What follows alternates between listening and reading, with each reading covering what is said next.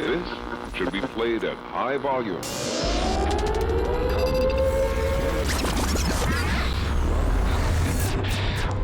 The beginning of this mix is a bit on the harder edge, but it's dealing with themes that we believe in very strongly. I guess the theme is not being afraid to speak up about what you believe in.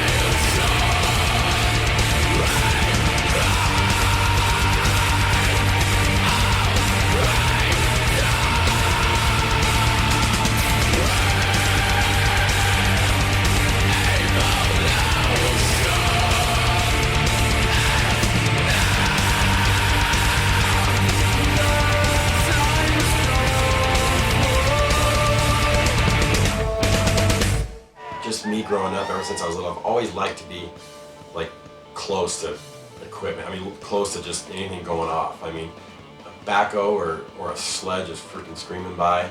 For some reason, I just really like to be kind of right next to it.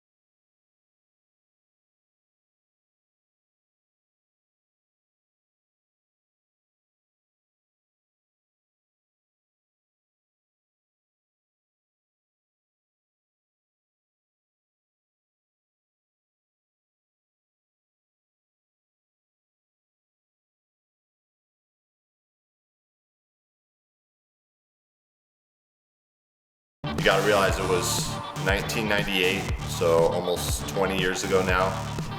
And snowmobiles back then were much heavier, they were lower to the ground and had almost no suspension. Guys just weren't jumping their sleds like that back then.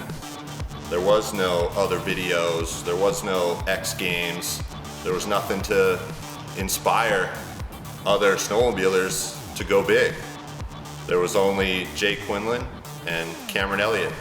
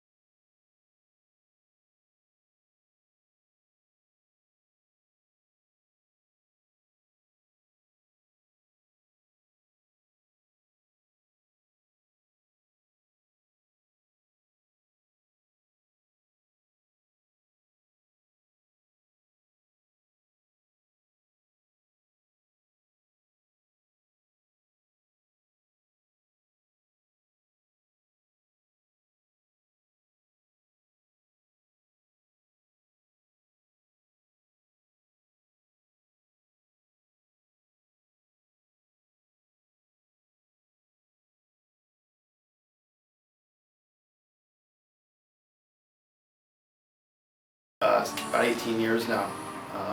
We started back in 1998, and every year there's always someone who's raising the bar up, whether it be a Quinlan, a KJ, a Barant, a Turcotte, a Brown, all those guys. But the original Sledneck team rider to set the bar was Cameron Elliott. It feels like Slednecks 1 and 2 like hid in the shadows of Cameron. It seriously does. It's always felt like that. Like, he did some big shit and was always my idol, like always somebody that was so much fun to ride with, because he was right there, and he was always the one that was like, yeah, I'm gonna just test this out. And I was like, poof. And Moyarty throwing the radios and just everybody like, what? Like, that was the sickest thing ever, and it was never on tape. So yeah, I was always getting pissed at Cameron. He had a funny way of ruining shoots. I can remember numerous occasions where we'd roll up to a jump, it'd be a killer bluebird day, no tracks in the landing, and I would specifically tell Cameron, all right, let me go down, get set up before you do anything. I'll call you on the radio when I'm ready. I'd go down, start pulling out my camera, setting it up, putting it on the tripod, and sure enough, I'd hear, brrrr. I'd look over and there goes Cameron, flying over me into the perfect, untouched pow field landing, and I wouldn't get the shot. Probably all the best jumps that I ever saw Cameron do, I never got on film because he would just go. And that's who Cameron was. He didn't really care about the whole filming side of it. He didn't care about the notoriety. He just wanted to go big, and he would go big whether there was a camera on him or not. I got to see all of it, you know, we were always there. And I don't know, Cameron and I share the same like evil side to each other. I think we just both, you know, it's like it's not a competition, but it's like we love going big, and I want to go bigger every time. And it's like every time I come down and land something, I'm like, oh, that wasn't that good. So not only did Cameron set the bar as far as riding goes, he set the whole attitude for Slednecks, and that whole mentality of punk rock, metal, fuck you attitude, and that's what Slednecks is all about.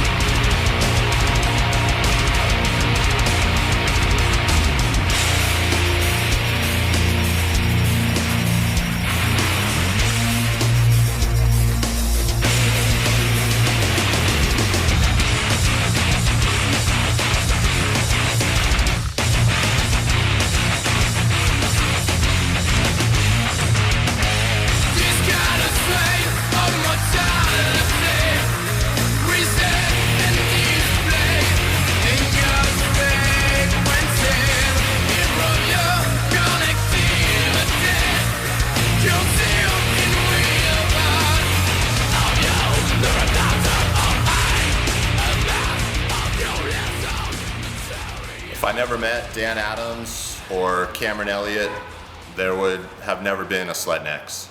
Another one of my favorite things about snow machining is it's so easy around here to look good.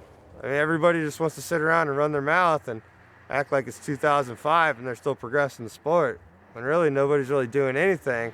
So even when I'm just meandering along, not learning new tricks, and when I learn 2 new tricks, all of a sudden that's something cool.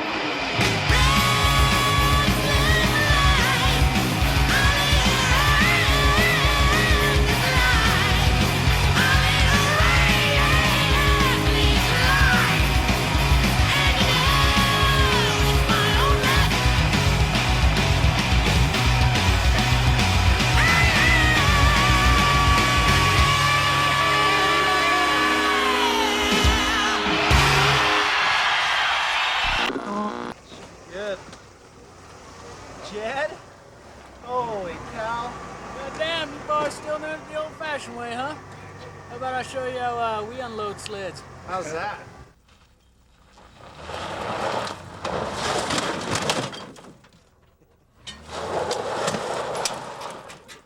Where's that diamond plate you were worried about? Out there's how you unload a sled, boys.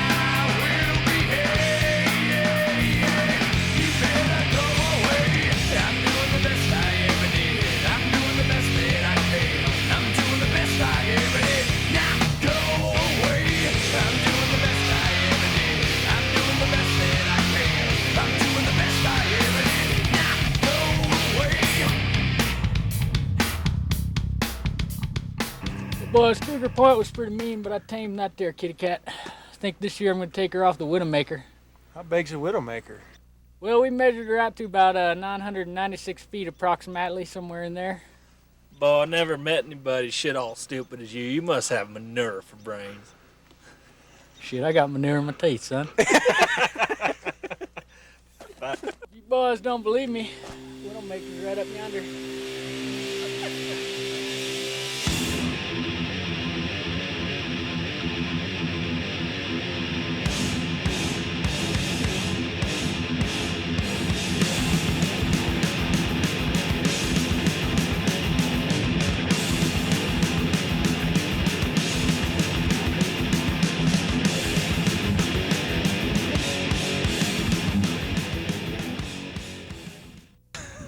That jetty's a stupid son of a bitch. I don't think most people really realize what we are doing out there. It's big mountains, we're way out there. It's so far away from any help. So just that can be pretty sketchy sometimes.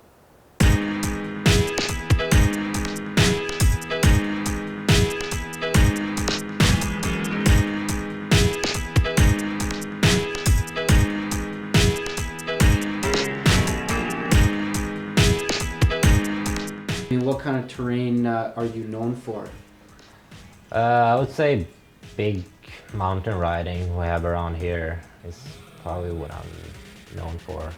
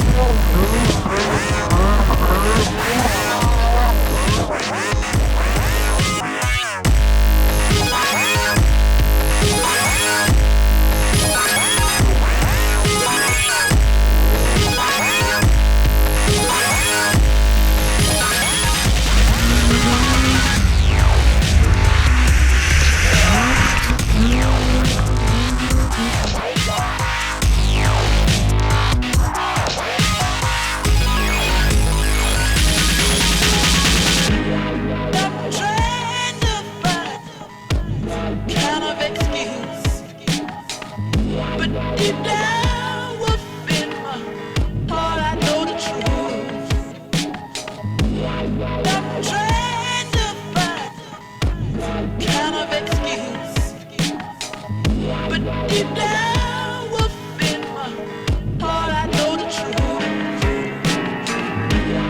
I'm too blind to see the light. I'm too blind to see the light. Have mercy on me.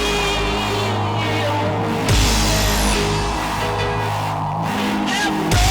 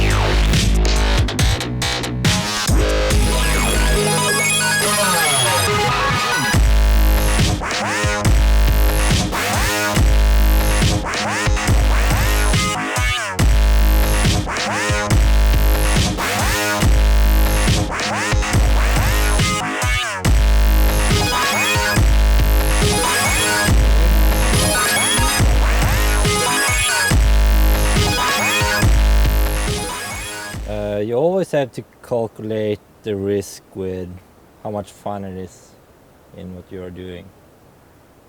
So let's say if you do something really big, it may have some big risks in it. It might be worth the risk.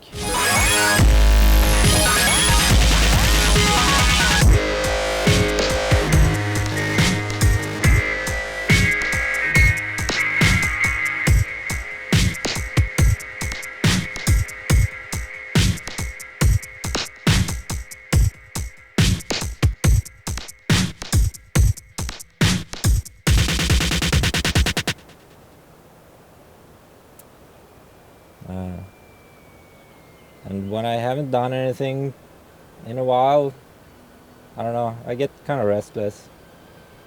But it helps a lot to just go out and ride and play around too.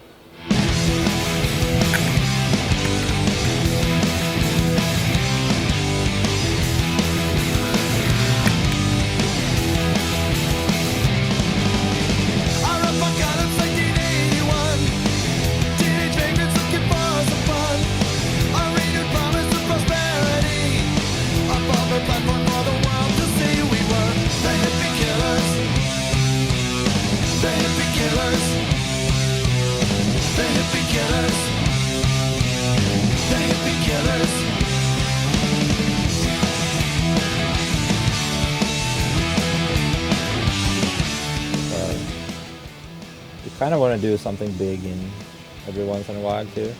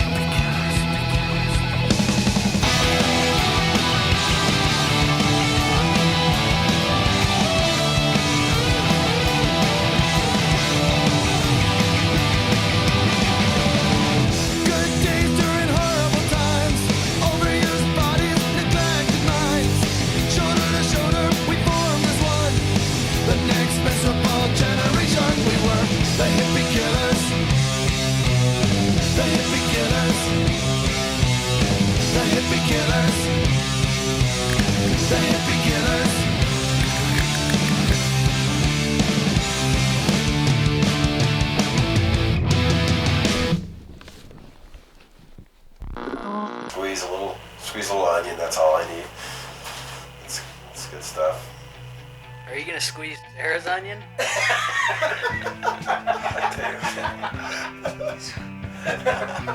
Motocross boys, you know, they're onto something there. I like that scene.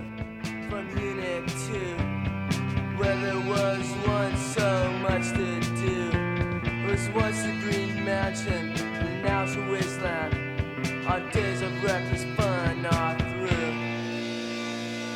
Middleman's grand, dog. Yeah, you should hit that thing.